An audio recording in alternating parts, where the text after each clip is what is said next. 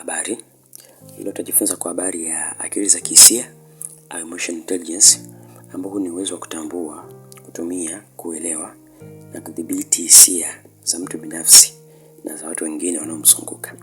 Tafiti zinaonyesha kuwa sehemu kubwa maisha ya mwanadamu inahitaji muundo wa akili za kihisia zaidi ya akili za kiutendaji, yani EQ, kwani akili za kihisia ndizo huamua hali ya kimawasiliano na mazungumzo, pia maamuzi baina ya mtu na jamii inayomzunguka. Sasa hisia kama hisia huwa zinapatikana kwa njia mbalimbali. Hupatikana kwa njia ya mawazo, matukio, watu, mazingira, mwili. Mfano, mtu anapokuwa anafikiria kuhusu kitu fulani kizuri, anaweza kupata furaha. Lakini anapokuwa anafikiria juu ya jambo fulani baya linaweza kutokea baadaye, anaanza kupata hasira, huzuni au chuki. Kwa hiyo katika makala ya siku ya leo tutajifunza vipengele vitano ambavyo vimejadiliwa na mtaalamu na mtafiti wa akili za kihisia anaitwa Graham Cummings kwenye kitabu chake cha Emotional Intelligence, kama vipengele ambavyo vinatumika kuunda tabia hizi za kihisia ama akili za kihisia. Sasa jambo la kwanza ambalo nilizungumzia kwenye kitabu chake anasema ni self awareness, yani kujitambua.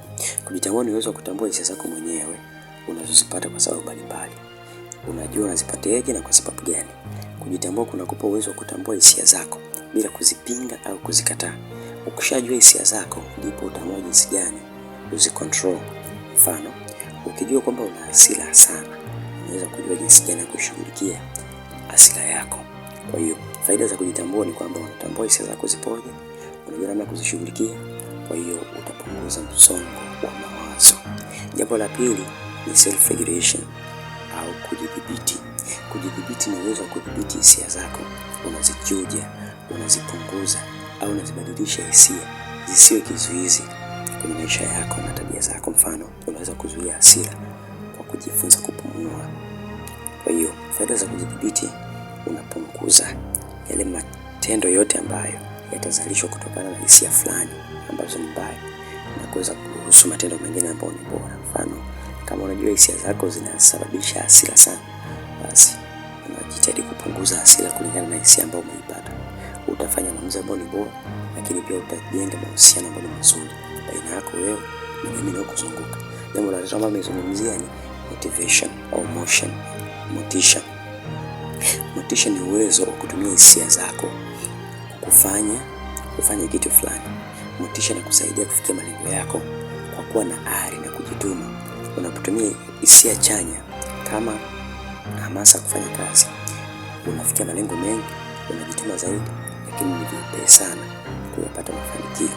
Jambo la nne ambalo nimezungumzia anasema ni huruma au empathy. Huruma ni uwezo wa kuelewa hisia za wengine. Unajua anajisikiaje na kwa sababu gani.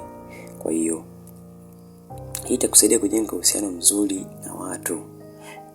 Itakufanya ujue mahitaji ya watu wengine, lakini utapunguza pia migongano baina yako na jamii. Jambo la tano ambalo nilizungumzia anasema kwamba ni ujuzi wa kijamii au social skill, ambao huu ni uwezo wa kijamii wa kuweza kuishi na watu, kuwasiliana nao na kusimamia mahusiano. Unajua jinsi ya kuwasiliana na watu kwa ufanisi.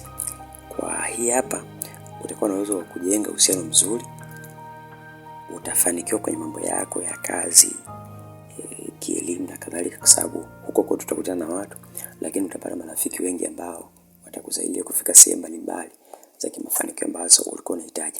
Kwa hiyo akili za kihisia ni za muhimu sana katika maisha yetu. Kujitambua, kujidhibiti, motisha, huruma na ujuzi wa kijamii ni vipengele muhimu sana vya akili ya kihisia. Kwa hiyo kufahamu na kuboresha akili zako za kihisia kunaweza kuboresha maisha yako na mahusiano yako na watu wengine. Hii ni KL Media. Naitwa John Richard. Usiache kushare, kucomment na kulike makala zetu mbalimbali na video zetu mbalimbali kwa lengo la kupata maarifa zaidi. Karibu.